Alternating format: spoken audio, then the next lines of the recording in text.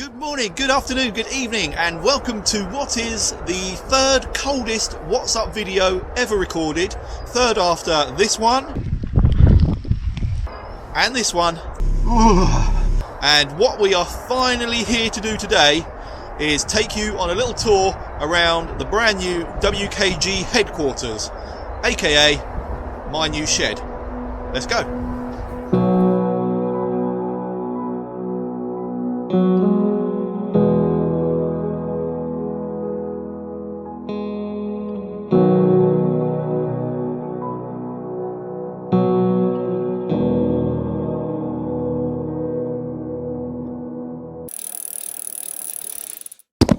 So please come in, welcome to my new pain cave, man shed, boy box, playpen, whatever you want to call it.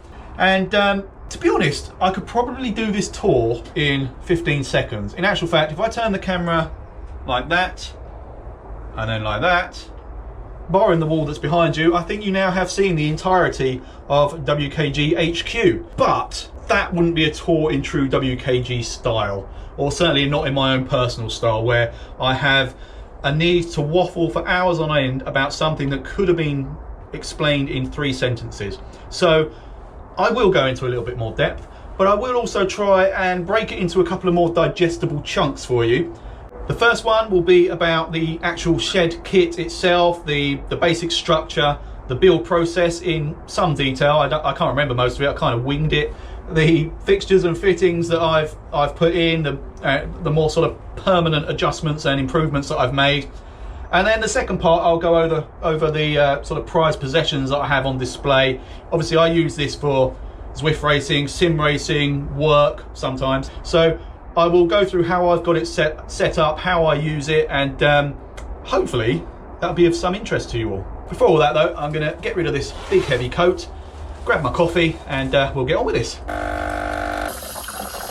Right, for this first part, I have swung you around this way because this wall here is the only one that has not been finished. So you can see exactly what we're talking about. It really is this horrible flimsy tin. And the reason that wall's not finished, by the way, is because these are sliding doors and I've not worked out a suitable way of cladding the walls with the timber that I've put everywhere else without interfering with the door mechanism. I built 2 of these, the one next door as well, and they were about £700 each, and I am proof that a non-skilled individual can put 2 of these together in about 3 days. It wasn't 3 consecutive days because I had other commitments, but if I add it all up, me on my own without any previous skill or experience of doing this, put them together in 3 days. So it can be done. That said, it's a nightmare. The most important thing to have in mind before you start building one of these, or before you even buy one of these tin sheds, is that for whatever reason, every single metal panel has been sharpened down every edge to razor blade sharpness. I mean, I literally couldn't look at any of these panels without drawing blood somewhere on my hands, my arms, my thighs, my neck at one point from carrying. Anyway, they are hideously sharp and you will get cut whilst building one of these. So please, that's just a little disclaimer for anyone that's going to use this video as guidance or encouragement to go and build a metal shed. Just think about it. Yes, you should wear gloves, but that brings me on to a next big problem. The little screws, nuts and bolts, they're just too fiddly for gloves. I think I dropped more screws and nuts and bolts than I actually managed to fit whilst wearing gloves.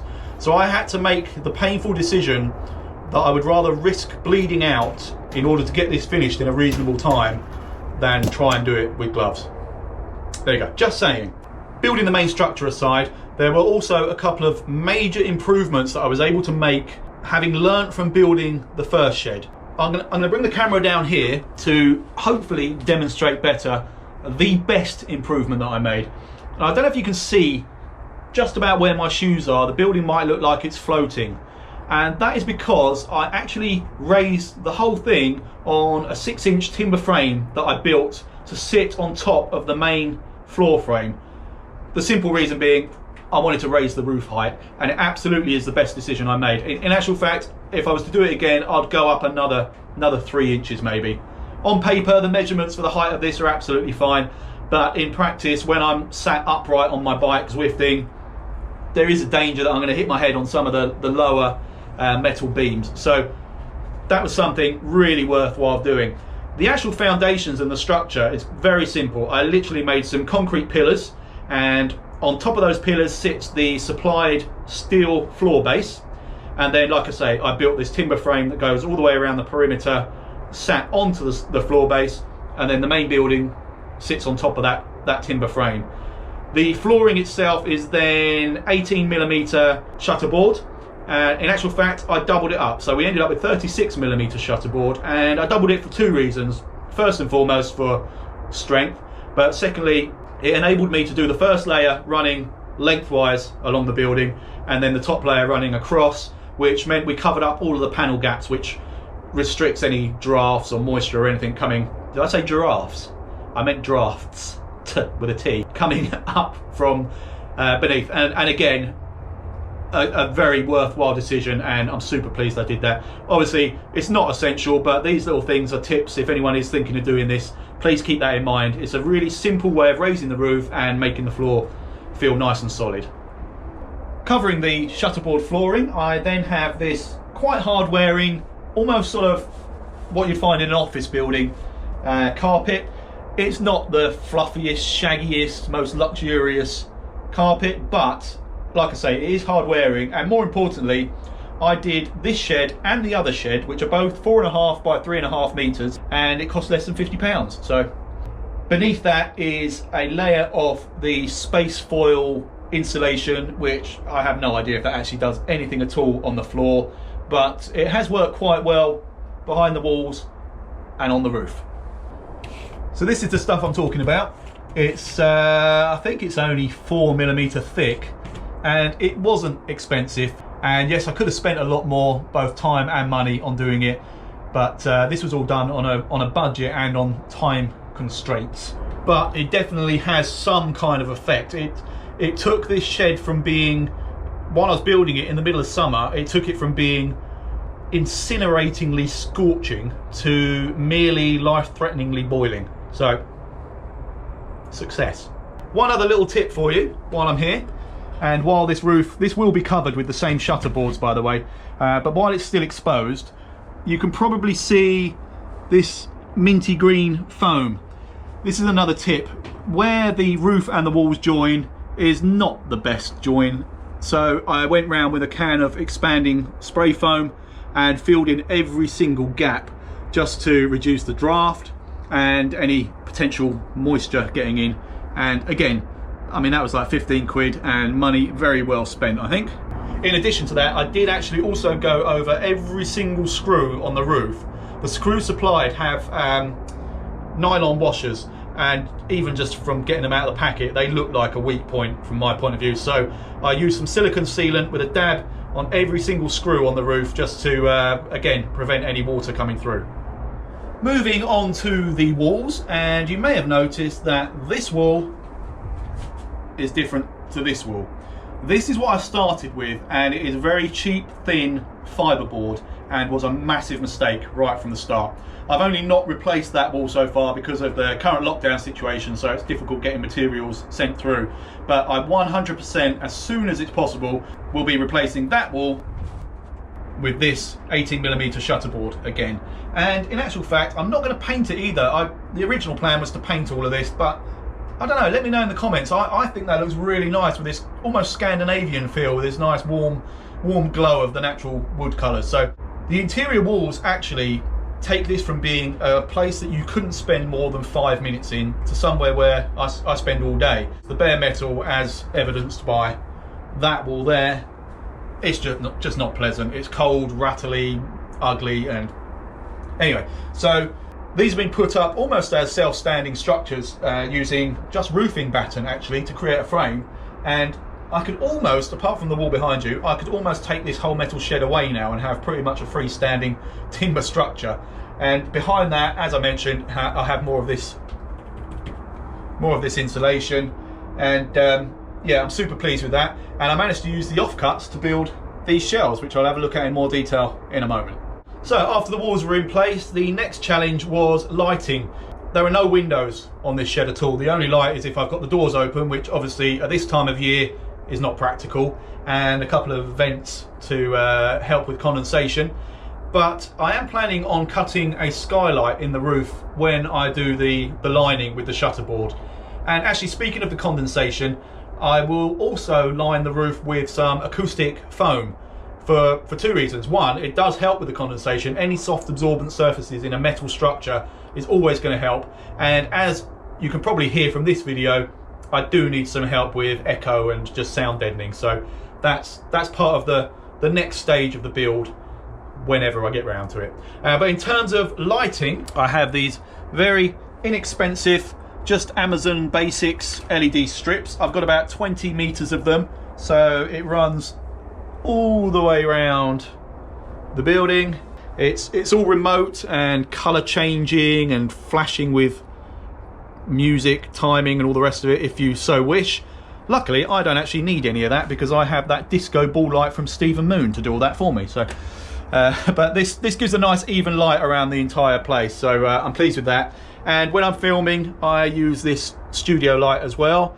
And the only other light I have in here is I had this little old brass light fixing and some sort of vintage cord.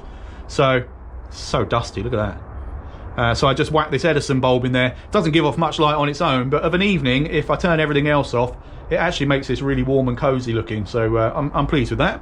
Sticking with the kind of electrical theme, I have broadband run here through a weather shielded Ethernet cable that just runs straight from the house into the router that's on the wall behind me. Power at the moment runs from a junction box in the other shed, like a circuit breaker box, what are they called? Fuse box. And then annoyingly I am just running sort of extension cables, but again that's another job for the summer. Hopefully get this. Emma's dad's actually an electrician, so I'm hoping he'll come out and fully wire it up. And then it was just security really, and that's something I can't stress enough to. If you're doing this, security budget needs to be taken care of right with your very first parts of your thought process. And most of these, particularly if it's a paint cave, you're going to have some things of value in there, be it just a turbo trainer worth 500 quid or bike parts, or a lot of people have permanent computer setups or whatever. The reality is, if some little scroty turd wants to break in and steal your stuff, there's only so much you can do about it. But for your own peace of mind, get cameras, get motion sensor lights. I've got actually I probably shouldn't point out what I've got, but basically I've gone a bit overboard. They pretty much cover every angle. You can't move in my garden past a certain point without it lighting up like a football stadium. And then cameras come on my iPad, my iPhone, my Mac, Emma's phone, I think. Anyway, I went a bit overboard, but it does mean that I can rest a bit easier knowing that I've done just about as much as I can to protect everything in here. So security, lighting done, walls done, floor done, main structure, how it cut my hands. Heating is just an oil-filled radiator. Another one of the best purchases I've ever made, because it's actually very effective in here. It's only about 50 quid, but that does a really good job. So future jobs still to be done. The roof lining and skylight, that wall to be redone. I think that's it. In terms of the build and the more permanent things, I think I've got it covered. So let's get on to my bits and pieces. Regular viewers of the channel will recognise my beloved titanium gravel bike in all its glory. A little bit grubby glory, but still glorious. Behind it I have two big picture frames. That's a jersey from the 2016 Ride London, the first one I did with JDRF, and it's still got all the dirt and muck that I managed to pick up on that hideously rainy day. And next to that, another jersey. This is the special edition Team WKG jersey. So I'm looking forward to, once this wall has been redone, mounting those proudly up there. Moving over here, we have a sofa or an armchair that I stole from my conservatory. So if I'm not Zwift racing or sim racing, I am usually sitting there pretending to work but actually watching Netflix. The most comfortable armchair in existence. Right, a couple of things just adorning. Again, the battens, I'm going to widen them on this side as well so I can put more of my car models up, but they're quite useful for what I've got on there at the moment. A couple of little F1 crash helmet replicas, some little miniature bikes, my beautiful picture, which is not straight. I haven't fixed these up properly yet either because obviously I'm tearing this wall down. Brilliant photo taken by Debbie Allen, and she very kindly sent me this picture of Jens Voigt. There is my bike, but I'll show you that in more detail in a minute. Some art toys I've collected over the years, some ride numbers from various sportifs, Lego figure which I still haven't finished and I need to send to Neil Clamp's daughter. So Clampy, if you're watching, I haven't forgotten, I keep forgetting and I've never got around to it. And whoever sent me this Playmobil, if you are watching, please let me know who you are, because I've not managed to properly thank you for the Playmobil model and the Tubolito. So please leave a comment below. Some flashing testicles, a couple of little trinkets from the top of Mont Ventoux. Just the 2 climbs from Bedouin and Salt. I need to go back and do the Malusian side, which I 100% will do one day. And there's some actual bits of Mont Ventoux, which we stole from the peak of the mountain. Some more balls. Tennant the goat, taking a break from cycling. And on this wall, the sort of picture gallery wall, I have mainly pictures of the WKG meetups. So that's the Cairns Mount, top of Cairns Mount in Montrose.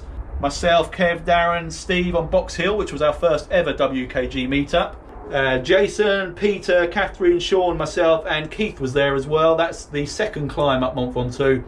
This is the fabric sample from our first ever Orange 111 jersey, and a reflection of me, I've just noticed. Hello. This is a sample of the first fabric print of the first ever WKG jersey, the black Lavelo jersey. Coming behind, we have, I'm going to have to shoot through the wheel, I think. That is Pookie, the Team WKG goat, very, very kindly adopted by Neil Clamp on our behalf. So thank you so much, Clampy. I bloody love Pookie. Must go and see him one day, or her. I don't even know if it's a he or a she. I should look that up, really. Right, below that is a picture of the Pickles 50 ride. So that's my front wheel, somewhere on the South Downs Way, with what would be John, Paul, Kelvin, and Darren in front of me. And I think Peter is either with me or had gone back to the car by that point. And this is a pair of old Selkoff handlebars, which I'm using to display my hard-earned medals earned over the years. You know how hard you have to work for these ones. You literally turn up and they give them to you. No, joking aside, this one, the silver and green one, actually was hard earned. That was the ride featured in the opening seconds of this video in treacherous Arctic conditions. I cannot stop my body from shaking. So yeah, proud of those. These are my Corsair headphone streaming things that at some point I will start doing my live streaming of sim races. And as you can see, I've already WKG'd them up, as I do with absolutely everything I own. Then we have the computer. This is not the computer that I started with. This is that was lent to me, and I was really sad to see it go, only to find out it was being replaced by this bad boy, which is an i9 GeForce NVIDIA RTX 3070 gaming PC, and it's bloody powerful. It's really, really good, so I love that. Please excuse the hideous cable management or lack of cable management. I've got 1, 2, 3, 4 poking out the top with the AMP Plus dongle, SD card, no, SSD drive. Loads of cable mess down the back. As you'll see, I have actually made channels for the cable to be run, so there is potential there to neaten it all up, but at the moment it's just this disgusting mess. This is the microphone I use when I'm streaming or recording Zwifting vlogs, sim racing vlogs. It's a Yeti Blue of about 7 years old, and it's probably on its last legs, but just about working, so I can't justify getting a new one just yet. Oh look, this is the video of me going up Cairns Mount. That's Kev next to me in Montrose. That is the camera I use for live streaming, just a basic Logitech HD camera, whichever one that is, I can't remember, but again, that's pretty old, but still works fine. This monitor is just a 27-inch MSI gaming monitor. Actually, it's a beautiful monitor. Really high refresh rate, works really nicely for Zwifting. As does this one below, which is my sim racing monitor, which is an Asus 27-inch something or other. I would like a wider curved monitor for the sim racing, mainly for a better field of view, but this is a really nice monitor on its own. Moving across these shelves, so as I mentioned, these have been doubled up, these battens, to create these little shelves for my ever expanding car model collection. This is literally 1% of them. I just don't have the room to display them anywhere, and I'll be lying if I didn't say this was part of the reason for building this room in the first place, was to get these out of the loft. They continue back behind there. I've been collecting them since I was a kid, and I'm obviously a mad Formula 1 fan, more specifically Ferrari fan, even more specifically a Michael Schumacher fan. And this is a clay figurine that was made for me by my mum, and I've been into Ferrari since pretty much before I could walk, and she made me that for a birthday, I think, and I'm super chuffed that I've still got it. More car models, Formula 1 models, Ayrton Senna, my old Lotus, which I don't have anymore, so I'm not going to talk about, I'll get upset. And this is probably the most important part of any self-respecting man cave, pain cave, she shed, boy barn, an espresso machine. And as I'm lingering on it, I've realised it's absolutely filthy, so I'm going to move straight past. So we've still got some more car models, Porsches this time, then back to Ferrari, more Ferraris, all Ferraris along there, and of course my Jochen Blues special edition WKG underpants. You know when you have arrived when you've got your own pair of bespoke team underpants, so thank you again, Jochen, incredible. Along this wall, the only other thing is my helmet collection. Now, if I move back, I did mention I do some work in here from time to time, and that is the desk that I'm usually sat at, and that desk is actually made out of the pallet that was used to deliver the first parts of this shed. And in my mind, that was quite a significant moment, because I envisaged that the building of this was going to transcend my Zwifting, sim racing and YouTubing career to a whole new stratosphere. And the significance that the desk is built out of that pallet is quite strong with me, and I like the fact that it's got a story, albeit a very weak one, but I actually like the look of it anyway. I think it's pretty cool. Down below and beside the desk is my fridge. The original intention for this fridge was energy drinks and maybe a couple of bottles of Leffe. The reality is 3 bottles of Budweiser and a half empty bottle of milk. So I'm going to shut that because that is embarrassing. Continuing along here, we have the fan that Paul Elliott Kowalczyk got me, that has saved my life on more than one occasion. Absolutely brilliant fan. And just hiding behind that is, I think, the world's smallest upright vacuum cleaner. It's about 18 inches tall, and when I vacuumed in here the other day, I had to do it on my knees because otherwise my spine would have snapped. So, but it works, so hey ho. So these are the shelves I spoke about, that I built using the offcuts from the walls and the floor, and they were probably my second best decision in terms of an upgrade, and I absolutely will carry those on along there and along there when I come to redo all of those bits. They're as a collector of shite and a cyclist, I can never have too much storage or sort of display surface, so they've proven to be really worthwhile in terms of cost and effort. In true crib style, I will dive in quickly, let you see what I've got. So below the espresso machine, I have my coffee and a couple of dirty cups. Don't know if you can see in the back there, I have my Nerf gun, because even with the security measures outside, you can never be too careful. That is my bar bag with my drone in it, I believe. A couple of GoPro mounts and cables, my Wahoo bolt, some squirt lube, chamois cream, books and scales. That is a Bluetooth speaker that I don't think is even plugged in. I have some road shoes and some horrendously horrible mountain bike shoes.